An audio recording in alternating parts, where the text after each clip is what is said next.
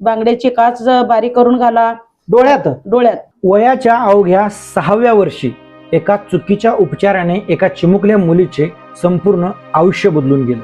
6 वर्षाचे असताना माझं नेत्र गेलेलं आहे. कावीळ झाली होती. घरची परिस्थिती इतकी हालाकीची होती की योग्य उपचार करणं देखील शक्य नव्हतं. 6 वर्षाच्या नंतर मला कावीळ झालं होतं बर. आणि त्यावेळेला परिस्थिती नाजूक होती. नाजूक असल्यामुळे कुठे जाता आलं नाही, काय दाखवता आलं नाही. कोणीतरी सांगितलं डागलं तर बरं होईल आणि आईने आपल्या मुलीला आशेने एका डागणाऱ्या व्यक्तीकडे नेलं. गरम खुरप्याचे चटके दिले गेले डोळ्याच्या बाजूला आणि पोटावर. ते आमच्या गावामध्ये एक शहाणं होते म्हणून त्याच्याकडे नेल्याबरोबर त्यानं काय केलं, खुरपं चुलीत घातले, ती गरम केलं. गरम करून ती आपल्या दोन्हीकडे साईडला तिथं आणि पोटाला. पण आजार बरा काही झाला नाही. उलट त्या दिवसानंतर या मुलीला हे जग पुन्हा कधी दिसलंच नाही. डागल्यानंतर त्यांच्या त्या नसा डॅमेज झाल्या, त्यांच्या शिरा डॅमेज झाल्या आणि त्यांना दृष्टी त्यांची कायमची निघून गेली. कायमचं त्यांना आता काही दिसत नाही. पण त्यांना विठ्ठलाच्या या भक्तीनं तारलं. ही आहे एका अंध कीर्तनकाराची कहाणी जिने अंधाराला शरण न जाता भक्तीचा प्रकाश निवडला. माझं नाव यल्लव्वा लोकप्पा डहाणे, मुक्काम पोस्ट शिवणगी, तालुका मंगळवेढा, जिल्हा सोलापूर. दृष्टी गेली पण आयुष्य थांबलं नाही. काळ पुढे सरकत गेला. दरम्यान पंढरपूरच्या 12 हत्येसरांना या अंध मुलीबद्दल माहिती मिळाली. पंढरपूरचे 12 हत्येसर म्हणायचं त्यांनी नावाचे एक शिक्षक, अंध शिक्षक आले. त्यांनी तिचा शोध घेतला. ते तिच्या गावी पोहोचले. आल्याबरोबर ते आमची आई म्हणाले, माझ्या लेकीला मी नाही पाठवतो, म्हणून आमची आई रडायला लागली. अंध मुलांसाठी शाळा आहे, शासनाची सोय आहे, तिला शिकू द्या. आणि आईला समजावून सांगितलं. आईची काळजी ही तितकीच खरी होती. इतक्या लांब अंध मुलीला कसं पाठवायचं आणि शिकून ती करणार तरी काय. पण अखेर आई तयार झाली आणि त्या मुलीच्या आयुष्यात शिक्षणाचं एक नवं दार उघडलं. आणि त्याच शाळेत शिकत असताना एका विद्यार्थ्याच्या मुखातून तिनं अभंग ऐकले आणि तिथूनच भक्तीची गोडी लागली. मग तिथे आमच्या शांत शाळेमध्ये एक मुलगा, मोहन म्हणायचा एक मुलगा होता, ते अभंग दोळणी म्हणायचा. मग त्याने अभंग म्हटलेले ऐकून मी एक अभंग पाठ केला, चला आळंदीला जाऊ ज्ञानेश्वर डोळा पाहू. हीच एक अभंग पाठ तुम्ही पहिल्यांदा पाठ केला. पहिल्यांदा आठवतोय का तो अभंग? हो म्हणते ना. एक म्हणून दाखवा की. एक म्हणून दाखव का. आळंदीला जाओ ज्ञानेश्वर डोळा, आळंदीला जाओ ज्ञानेश्वर डोळा, ज्ञानेश्वर ज्ञानेश्वर ज्ञानेश्वर ज्ञानेश्वर, मुक्ती म्हणता चुकतीला फेरा, मुक्ती म्हणता चुकतीला फेरा, मुक्ती म्हणता चुकतीला फेरा, चला आळंदीला जाओ ज्ञानेश्वर डोळा. माऊली शाळेत शिकत होत्या, नवीन जग अनुभवत होत्या. पण एक दिवस सुट्टीसाठी त्या गावी आल्या आणि पुन्हा शाळेत जाऊच शकल्या नाहीत. आईने सांगितलं की झालं तितकं शिक्षण पुरे आहे. 5वीतच शिक्षण थांबलं. पण त्यांची जिद्द थांबली नाही. ती शाळा सोडवली आमच्या आई वडिलांनी. शाळा सोडवल्याबरोबर ते कोण कोण सांगितलं, बाई डोळे येते, ती बांगड्याची काच बारीक करून घाला डोळ्यात. डोळ्यात. बर. आणि ती कप बशी होते ना तेव्हा काचाची, कप बशीचा ते तुकडा काढ आणि ती बारीक चेचायचं आणि ती चेचून डोळ्यामध्ये घाल आणि ते डोळे दिसते असं म्हटल्याबरोबर ते आमची आई ती पण प्रयत्न केली. शाळा सुटल्यानंतर कोणीतरी सांगितलं का ते करायचं. बरोबर. मग असं करता करता ते काय डोळ्याचा उपचार नाही झाला. शाळा सोडून आल्यानंतर आता काय करायचं तरी काय, आता घरी बसून काय करायचं. आता मला आत्ताच कसं तर होते, आई बाप आहेत, आता पुढचा विचार केला पाहिजे ना आपण. असं मी एकटी बसून विचार करायची. आणि मी शेंगा तोडायला जायची, कांदा कापायला जायचं आणि मुगाची शेंग तोडायची, हरभऱ्याची भाजी तोडायची. तुम्ही हरभऱ्याची भाजी तोडणं आणि कांदा चिरणं म्हटला, याचा अंदाज कसा लावताय? मग आता भाजी शेतात गवत ही येतंय किंवा भाजी त्याच्यासोबत वाढते, गवत त्याच्यासोबत वाढते, त्याची निवड कशी करते तुम्हाला दिसत नाही? आता ती भाजी आता असं उंच असतो आणि असल्याबरोबर ते त्याच्या बारीक बारीक पान असतं तिकडाला आणि वरती शेंड्याला असं कुडी असतं आणि ती गवताची कसं असतं असं दुसरे प्रत्येक गवताची एक एक प्रकारची असते ती. असं पात मोठी असते, लहान असते, चपटी असते आणि एकदम बारकी असते आणि ती भाजीचं वेगळंच असतं. असं चापसून बघायची मी, चापसून बघायचं, चापसून बघून मी ती भाजी तोडायची, गवत सोडून द्यायची. मग मुगाची शेंग वाळले का नाही कच्ची असं दाबून बघायची आणि भुईमुगाची शेंगा येल उपसायला जायची, असं पात धरायचे आणि येल उपसायचं, ढिगार घालायचं, थोडं थोडं नेऊन ढिगार घालायचं. तोडायला बसल्यानंतर पाटीत सगळं शेंगा चापसून बघायचं, शेंगा तोडून पाठीमध्ये टाकायचं आणि येल टाकायची, एक पण शेंगा माझी पाठीमाग करायची नाही. शेवटी लग्नाचा विषयच निघाला, पण त्यांनी एक वेगळाच निर्णय घेतला होता. पोटाला जन्माला आलेले लेकरं कोणी बघत नाही, तुला कोण बघणार म्हणायची आमची आई. तुझं काय एखादी लग्न करून देऊ का मी? आईला म्हटलं, आई माझं लग्न केली तर माझी ह्या दृष्टीनं काय बघणार आहे? माझं लग्न नको, माझं लग्न भगवंताच्या बरोबर मी लग्न केलेले, तू माझ्या लग्नाचे विचार करू नको आई. असे म्हटल्याबरोबर ती आमची आई डोळ्यातला अश्रू काढली.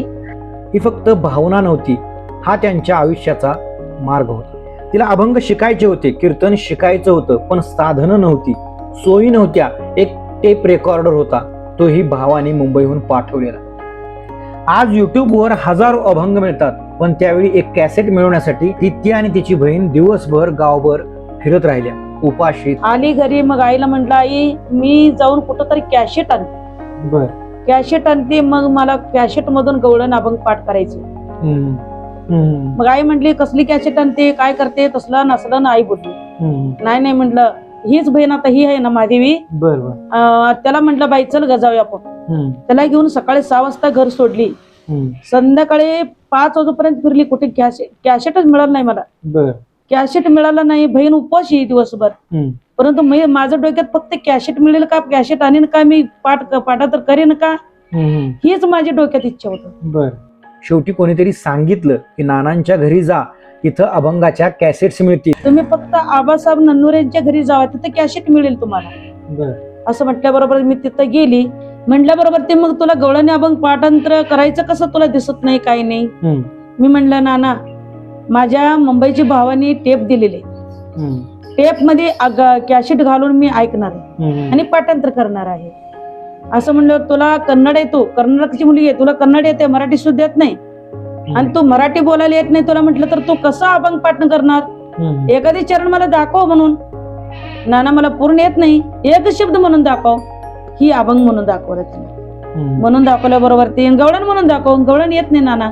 नाही एक शब्द तर म्हणून दाखव. मग गोदावरी मुंड्याचा एक अभंग गवळण म्हटली, जाऊ दे रे मला मोतरी बाजाते. मग ते म्हटल्याबरोबर ते गवळण ऐकलं त्यांनी. ते गवळण ऐकल्याबरोबर ते त्यांच्या मनाला अगदी आनंद झाला. आवाज ऐकला, सुंदर आवाज आहे म्हणला, परंतु माझा एक शब्द ऐकायला पाहिजे म्हणले. काय होणार ना? तर ताई म्हटलं, तुम्ही उद्याच्या आमच्या गावात सप्ताह आहे, उद्या सप्त्याला जर येत असेल तर मी तुम्हाला कॅसेट देणार. सप्त्याला येऊन काय करू, एका दिवसात कसं पाठांतर होईल म्हणले. नाही पाठांतर करावंच लागते. देव अशी चित्ती त्याची घडावे संगती, अशी आवडते मना देव पुरवायो असना. देव पुरवणार वेगळंच असतं, वेगळाच म्हटल्याबरोबर ते देवावर भार घालाने पाठांतर करायला पाहिजे म्हणलं. करते नाना म्हणलं, द्या म्हणलं. कॅसेट दिला एक. मग संध्याकाळी कॅसेट घेऊन त्यांच्याशी गप्पा मारून यायला संध्याकाळी 7:30 वाजल्या. आईला विचारलं, तुम्ही बाहेर झोपता का? आई म्हणली, आम्ही बाहेर झोपतो. माझी मी आतमध्ये खाट होतं, टेप लावलं, दरवाजा लावले, बंद केला. टेप लावल्याने संध्याकाळी 9 वाजता सुरुवात केलेली, सकाळी पहाटे 5 वाजेपर्यंत 7 अभंगाने 7 गवळणी पाठांतर केलं. त्या कॅसेट मधलं सगळं तुम्ही पाठ केलं एका रात्रीत पाठ ऐकून. तुमचं कन्नड तुमची भाषा आहे, तुमचं आता ते बोलण्यामधून ते जाणवतंय कन्नड भाषा, आणि त्यानंतर गवळणी, ते कॅसेट मराठी. हे कसं काय मेळ बसवला तुम्ही, ते कसं पाठ झालं? कारण एकदम ह्या भाषेतून त्या भाषेतला अभंग. देवाला एक ते निश्चय केला, निश्चयाचं बळ तुका म्हणे त्याची फळ. निश्चय जर केलं तर ते तुकाराम महाराज सांगतात की फळ दिल्याशिवाय राहणार नाही. ते गोदावरीची ते काय गवळणी मगाशी म्हटलं तुम्ही नानांना म्हणून दाखवली होती, ती गवळणी एखादी आठवत असेल तर आता म्हणून दाखवली तरी चालेल. हो आठवत. नक्की नक्की. गवळण सारा गवळण सारा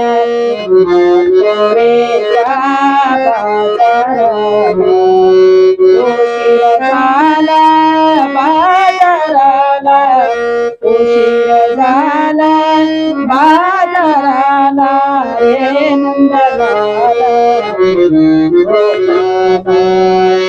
कुंडला दादा म्हणून कुंडला दादा खटकाळे म्हणून एक पेटी मास्तर होता. बर मग अंबोदाजी बुशे म्हणून ते तबला मास्तर होता. बर मग त्यांना दोघांनाही जाऊन नाणं विचारलं, हो शिवणीची एक अंध व्यक्ती आहे, त्या व्यक्तीला एखादी गवळण किंवा अभंगाचा नंबर द्याचाल. त्यांनी काय म्हटलं, घेऊन या, थोडं महागा वगैरे म्हणू दे, त्यांचा आम्ही आवाज ऐकू, मग त्यांना आम्ही नंबर देऊ. बर नाना मला हाताला धरून घेऊन गेले. पायरी मारुतीच्या मंदिरामध्ये पायरी चढूपर्यंत त्यांनी सुरुवात करत होते. कुंडला दादा खटकाळे म्हणाला की थांबा म्हणे, शिवणीची एक ताई आहे, अंध व्यक्ती आहे, त्यांना म्हणू दे एक, आणि नंतर तुम्ही सुरुवात करा. म्हटल्याबरोबर ती मी गवळणला सुरुवात केली. आता म्हटली ना गवळण, ती सुरुवात केलं. सुरुवात केल्याबरोबर ती लागोपाठच मला 5 गवळणी म्हणण्यासाठी तिने संधी दिली. 5 गवळणी म्हटल्याबरोबर ती गवळणीला 1200, 1300, 1200, 1300 असं म्हणून 7 ते 8,000 पर्यंत मला बक्षीस झाले पहिल्याच दिवशी. आणि त्या एका कॅसेटने त्यांच्या आयुष्याला एक नवीन वळण दिलं. चुलीवर जेवण बनवतोय तुम्ही अजून पण? हो बनवते. जळण घालायचं चुलीमध्ये. जाळाचं वगैरे कसं, म्हणजे काय ते कसं? जळ मारते की मला. बर. मग असं भाकरी टाकताना असं तव्याला हात लावायचा आणि असं भाकरी टाकायचं. असं तुमचं तुम्ही जजमेंट लावताय ते स्पर्श करून? हा, माझी मी लावायचं. अजून पण स्वयंपाक करताय तुम्ही? आता सध्या मी एकटीच करून खाते. तर माझी आई मरून आता 5वं वर्ष चालू आहे. बर. माझ्या वडिलाला आता 3रं वर्ष चालू आहे. माझ्या बहिणीला 6वं वर्ष चालू आहे. मी मग अशा आल्यानंतर बघितलं तुमच्याकडे मोबाईल आहे, तुम्ही मोबाईलवरती फोन करताय. मी सुद्धा तुम्हाला फोन केला. त्यातलं कळतंय कसं तुम्ही फोन वापरताय ते? बघा, पहिल्यांदाच मला फोनचं काही कळत नव्हतं. बर. मग माझ्या बारक्या भावाने फोन आणला होता.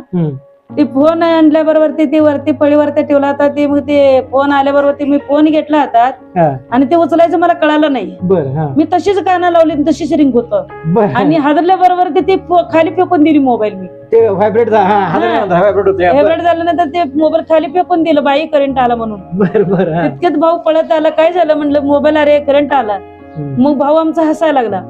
करंट नाही आला म्हटलं, ते फोन आलेले, तुला व्हायब्रेशन ते हे झालंय म्हटलं आणि तुला उचलायच कळाला नाही. मग मी म्हटलं, मला फोनच घ्यायचंय रे बाबा, मला शिकवा. तुला काय येतंय म्हटलं, दिसत नाही काय नाही. मग त्यांनी म्हणले, अक्का कसं दिसायचं का तुला? मग ते म्हणले, मग शिकव तरी बघू म्हटलं. पांडुरंग आला तर ठीक आहे, नाही आला तर पांडुरंगच इच्छा आहे म्हटलं. मग त्यांना सांगितले मला, ही 9 आहे, ही 1 आहे, ही 1च्या शेजारची 3 आहे, हे 2 आहे, 7 आहे, 8 आहे, 9 आहे, असं सांगितले त्यांना सगळं. एकदा दाखवल्याबरोबर ती माझ्या डोक्यात बसलं. ती म्हणजे फोन आलेलं कसं ओळखताय तुम्ही? रिंग वाजते पण कोणाचा फोन आहे कसं ओळखताय? ते नाव सांगते ना, नंबर. हा, म्हणजे ती फोन नाव सांगते. नाव सांगते. तशी सिस्टीम आहे ती तुम्ही ऑन केलेली. सुरपेटी शिकावी कधी वाटली आणि सुरपेटी कशी शिकली तुम्ही, ते थोडक्यात सांगा. कॅसेट लावायचं आणि असं बोट भिंतीला वाजवायचं. भिंतीला वाजवायचं. हो बघा, हो यांना जर वाजवते. मी फक्त एक अभंग प्रार्थना वाजवत होती. देह तिची जोरी भक्ती त्याचा ठेवा, उघडादारा देवा, आता उघडादारा देवा, ती वाजवत होती. वाजवत असताना त्यांनी नाना ऐकला होता. ऐकल्याबरोबर ते त्यांना येते व पेटी वाजवायला शिकवा बघू म्हटलं. मग त्यांनी मला वाजवायला दाखवलं, वाजवली मी जरा. म्हणून त्यांनी काय केलं, 12 वाजल्यापासून सकाळी 6 वाजेपर्यंत पेटी मला वाजवायला लावला. मग जी पेटी वाजवायला शिकली तिथूनच माझं पेटीला सुरुवात झाला. कीर्तन करते, भजन करते, पाठे काकडा करते, हरिपाठ करते, प्रवचन करते, पेटी वाजवते. तुम्हाला हे जग 6 वर्षापर्यंत दिसत होतं आणि त्यानंतर दृष्टी तुमची त्या डागल्यानंतर गेली, तुम्हाला काही दिसत नाही. काही दिसत. तर कधी असं मनात प्रश्न आला नाही का, मला काय दिसत नाही, काय माझ्या जगण्याचा अर्थ, असं कधी वाटलं का? मला कधी असा स्पर्श झाला का कधी? ते भजन शिकायच्या अगोदर वाटायचं. परंतु ज्या वेळेला मी भजन शिकलं ना, ते तुकाराम महाराजांचे अभंग समोर आणायची आणि त्यांचं सर्व झालेले चरित्र वगैरे ऐकलेले होते. आता ऐकलेलं असताना कीर्तन सर्व. आता माझी ब्रेलिपी मध्ये ज्ञानेश्वरी ग्रंथ माझ्याकडे आहे. म्हणजे तुमचे ते लिपीमध्ये ज्ञानेश्वरी ग्रंथ आहे तुमच्याकडे? तसा आहे ना. ह्यासाठी जन्म घेईन मी देवा, तुझी चरण सेवा साधावया. भगवंताने जर करता माझी नेत्र जर घालवले कशासाठी, जगाच्या कल्याणी संताची विभूती, देह कष्टविती परोपकारे. परोपकारासाठी माझं देह कष्ट करण्यासाठी भगवंतानी मला जन्म घातलाय. दुःख असतं पर्वत एवढं, परंतु सुख असतं जवस एवढं. काय वाटतं या अभंगातली ताकद काय, पांडुरंगाची ताकद काय वाटतं, त्याबद्दल 2 शब्दात सांग. पांडुरंगाची ताकद काय? आता माझी नेत्र गेले असताना देखील मी पांडुरंगाच्या जीवावर जगते. पांडुरंगाने मला जगवतो. देव तारे त्याला कोण मारी? देव तारणार असला तर कोण मारणार आहे? कोणीही मारू शकत. जीवनातला, अभंगातला, या संपूर्ण तुमच्या प्रवासातला काय आनंद आहे थोडक्यात सांगा आम्हाला. भाऊ मला किती इतका आनंद वाटतो ना, भगवंताची जर करता आनंद आठवण झालं, मला इतकं वाटतं की माझ्या इथं सोबत कुणीच नसते, मी एकटी तर असतेच. संध्याकाळी सकाळी जर पूजा करत असताना, संध्याकाळी हरिपाठ म्हणत असताना की आनंद मला, माझे आनंद मलाच कळत नाही. हे भगवंताच्या नामामध्ये काय ताकद आहे की आई वडील सगळे निघून गेला तरी पण मला वाटते की माझे आई वडील इथं आहेतच, माझे आई वडील समर्थ आहेतच. तुझं पाहत समोर दृष्टीने प्रिय माघारी, माझे चित्त तुझ्या पाया मिठी पडली पंढरीराया. त्या भगवंताला जर कधी मिठी पडल्यासारखं वाटतो मला, माझे आई बाप आहे सारखं वाटतं आणि आनंद असं वाटतं, हेच होते माझ्या मना बरे केले नारायण. मला वाटतं देव मला डोळे गेले ना की लय बरं केलं, कारण का तर या डोळ्यांनी वाईट बघायला दिसत नाही. बरोबर. वारीला जाताय तुम्ही? हो, वारीला जातो ना. बरोबर. वारीतला आनंद कसा आहे? वारीला आनंद खूप आहे हो. 4 वर्ष मी आळंदी वारी केली, आळंदी ते पंढरपूर पर्यंत बरोबर चालत वारी केली. दिसत नाही तरी तुम्ही ती वारी केली चालत? 4 वर्ष मी चालत वारी केली. बरोबर. आम्ही पांडुरंगाची मूर्ती पंढरपूरला गेल्यानंतर पाहिले, आम्ही देवांचे फोटो पाहिलेत, त्यामुळे आम्ही तिथं गेलं का पाया पडतो, हे देव आहे आम्हाला समजतं. पण तुम्ही देवच पाहिलेला नाही. कशी मूर्ती पाहता तुम्ही? मूर्ती म्हणजे आता दृष्टी पुढे ऐशे चितूर आहे, जो मी तुझं पाहे पांडुरंगा. मी भगवंताची मूर्ती कसं पाहते तर आतले ज्ञान दृष्टीने ज्ञानेश्वर महाराजांनी सांगितलेलं, गुरु म्हणजे ज्ञान, ज्ञानी आत्मदर्शन, दर्शने समाधान अति जैशी. ज्ञानेश्वर महाराजांनी 18व्या अध्यायामध्ये सांगतात, भगवंताच्या जर आपल्याला ओळख करून घ्यायचं असेल तर गुरुला भेटावं लागतं. गुरुला भेटल्यानंतर मग आपल्याला देवाची ओळख होतं. मग त्या ठिकाणी गुरुचरणी ठेवीत भाव, आपोआप भेटी देव. म्हणून गुरुशी भजावे, रूप ध्यानाशी आणावे. जर करता वरचे डोळे नेत्र जर दिसत नसल, काळी सावळी भगवंताची मूर्ती आहे, ही आपल्याला सरळ असं, आता सध्या मी आता बोलते तुमच्याशी, परंतु माझ्या दृष्टीसमोर माझे पांडुरंग उभे आहे असं दिसतो मला स्पष्ट. कशी आहे पांडुरंगाची मूर्ती? मला जरा सांगा ते. कानी कुंडल आहे, गळ्यात तुळशी माळ आहे, असं पिवळा पित्तांबर आहे आणि त्यांचं मूर्ती सर सावळी आहे, रुक्मिणी माता गोरी आहे. असं म्हणजे आता दृष्टीमध्ये माझं थोडक्यात हे होतं, जन्मून 6 वर्षांनंतर आपल्या डोळ्यावर गेले, परंतु त्या भगवंतानी आपल्यासारखं करून घेतलंय. त्या देवाचेच आपली सेवा करण्यासाठी आपल्या आई वडिलांनी जन्म दिलेले. तेव्हापासून मी काय केलं, त्या भगवंताची चिंतनला लागली. मग ती सलगरची अल्लाउद्दीन बाबांच्या मठावरती ज्या वेळेला गेली, त्यांनी काय केलं, मला एक सापाचा मंत्र शिकवलं. सापाचा मंत्र शिकवल्याबरोबर ते कसं शिकवलं, मी बाबा पाठांतर कसं करणार, हिंदी मला येत नाहीये. मग ही बहीण बारकी होती, माझ्या बरोबर चालत यायची. मग त्या ठिकाणी ते बहिणीला लिहून दिलं त्यानं, म्हणले यांच्याकडून पाठांतर करून घ्या. मग ही बहिणीकडून मी ती सापाचं मंत्र, विंचूचं मंत्र पाठांतर केली. बरोबर. पाठांतर करून मग ग्रहणामध्ये वगैरे ती जप करू लागले. मग बाळ रडतात, दूध पेत नाही, ती मंत्र घालते. कधी असा अनुभव आहे का की दृष्टी नाही म्हणून कोणी इतकं नजरअंदाज केले किंवा ते कीर्तनाचे तितकं सेवेचे पैसे दिले नाहीत, असं कधी काय अनुभव आहेत का? कधी काय भाऊ, मी कीर्तनला गेले की कोण 500, कोण 100, कोण 200, कोण साडीवर असं पाठवत त्या. मग असं काय कुणी मोकळा काय पाठवून नाही दिलं. सगळ्यांनी मला कीर्तनला गेले की अगदी सत्काराने त्यांनी माझी खुश करून पाठवत होते. परंतु एकदा असा प्रश्न घडलेला होता, कार्यक्रम कुठंही देखील नव्हते, कार्यक्रम नव्हता, काय नव्हतं. माझ्या घरात 3 दिवसापासून तेल संपलं होता आणि घरात तांदूळ नव्हतं आणि काही देखील नव्हती. माझी आई वारल्यानंतर ही गोष्ट घडलेली. मग ज्वारी काय नव्हते, मग काय नसतं देखील मी काय केलं, बहीण फोन करायची, विचारायचे, पण त्यांना सांगितलं नव्हतं. 3 दिवस मी दरवाजाला बंद करून झोपलो. कर्नाटकची दिंडी आली, गाडी घेऊन आली, त्यांनी 2 कुलजेर भरून आले ताईला भेटायला. घरात साखर नव्हता, कोणतर आलं तर चहा पाणी कशाने करू देवा, ही चिंतामध्ये 3 दिवस झोपली होती. ते दिंडी आले, सगळ्यांनी येताना साखर, चहा पावडर, सगळं भाजीपाला, तांदूळ, गहू, ज्वारी सगळं त्यांनी घेऊन आले होते. निघाल्याबरोबर चहा करते म्हटल्यावर त्यांनी हाताला धरून नेले मला बाहेर, मध्ये मला बसवले, सगळे साईडनं बसले, खायला प्यायला सगळं ठेवलं. हे सगळं खावा ताई म्हटल्याबरोबर माझ्या डोळ्यातलं पाणी दुःखावरीनं, मला दुःखावरीनं रडायला लागलं. तर का होताय रडताय, माझी आई आली आता इथं म्हणून मी रडत होते म्हटल्याबरोबर त्यांनी दुःख मानू नका ताई, तुम्हाला काही कमी करत नाही. आणि तेव्हापासून माझ्यावरती अजून पण परत प्रसंग आलेले नाही. असा आपण एक चमत्कार समजूया. हो, आणि जर तुम्हाला दृष्टी आता मिळेल तर कोणाचा चेहरा पहिल्यांदा पाहाल? काय पांडुरंगाचा चेहरा पाहणार. पांडुरंगच पाहणार पहिल्यांदा? बरं. पहिला पांडुरंगाचा पाहणार. परंतु देव मला कसं ठेविले अनंत तैसेच राहावे चित्ते असू देव समाधान. भगवंत कसं ठेवतो तसं राहिले.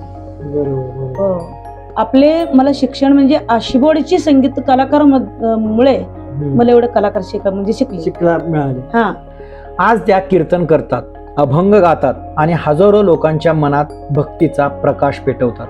ज्या स्त्रीला हे जग पाहताही आलं नाही, तिने मात्र असंख्य लोकांना जगण्याची नवी दृष्टी दिली. हा प्रवास आहे संघर्षाचा, श्रद्धेचा आणि भक्तीच्या अखंड प्रकाशाचा. दिसत नसतानाही पांडुरंगावरती अपार अशी श्रद्धा, आणि तीच श्रद्धा त्यांना जगण्याचं एक वेगळं बळ देते.